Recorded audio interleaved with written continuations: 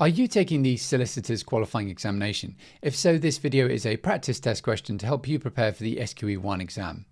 In this part of the course, we'll cover what you need to know for the SQE1 exam about the law governing public processions. This forms part of the public law section of the SQE1 exam curriculum.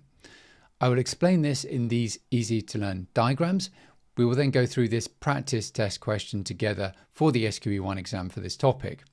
To get the first part of our full SQE preparation course for free, just click on the link below. My goal is to help you prepare for and pass the solicitor's qualifying examination first time. The Public Order Act 1986 governs the circumstances in which public processions can take place. A public procession is defined as a procession in a public place. A public place is defined as any highway or any place to which at the material time the public or any section of the public has access on payment or otherwise as a right or by virtue of express or implied permission. So there are three aspects of this topic that you need to know for the SQE1 exam. Number one, the requirement to give advance notice to the police of public processions.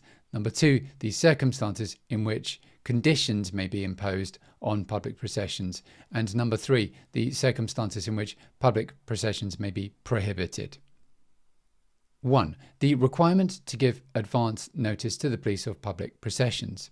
This is governed by Section 11 of the Public Order Act 1986.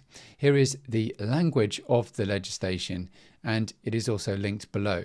You can pause this video or download it from the course site to read through the provisions. What it says in summary is that 6 days notice must be given to the police if you propose a procession which is intended to be supporting or opposing views or actions of any person or people, publishing a cause or campaign, or marking or commemorating an event.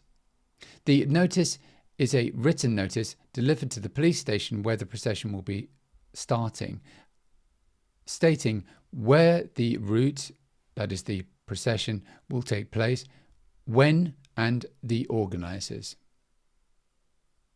2. The circumstances in which conditions may be imposed on public processions. This is governed by Section 12 of the Public Order Act 1986. Again, here is the language of the legislation, and again, it's linked below. You can pause the video or download it from the course site to read through these provisions.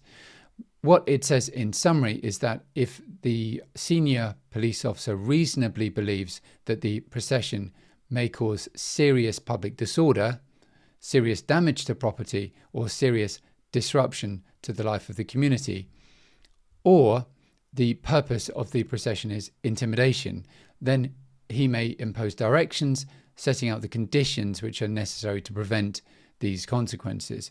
It is an offence to fail to comply with a condition. The offence applies to an organiser or participant, but provides a defence to prove that the failure arose from circumstances beyond the person's control. 3. The circumstances in which public processions may be prohibited. This is covered by Section 13 of the Public Order Act 1986. Again, here is the language of the legislation. Again, it's linked below. You can pause the video or download it to read through the provisions from the course site. What it says in summary is that if the Chief Officer of Police has a reasonable belief that conditions would not be sufficient to prevent serious public disorder, then he may make an application to the council of the district. This application is for an order prohibiting public processions. The order may be up to 3 months. So here is a sample question for this topic of the kind that you could get in the SQE1 exam. Alice is organising a procession in Sussex from one town to another to publicise her campaign against climate change. How many clear days' notice must she give to the police? A. 14 days. B. 7 days. C. 6 days. D. 2 days. The answer is C, 6 days. I hope you found this helpful. To get the first part of our full SQE preparation course for free, just click on the link below. See you in the course.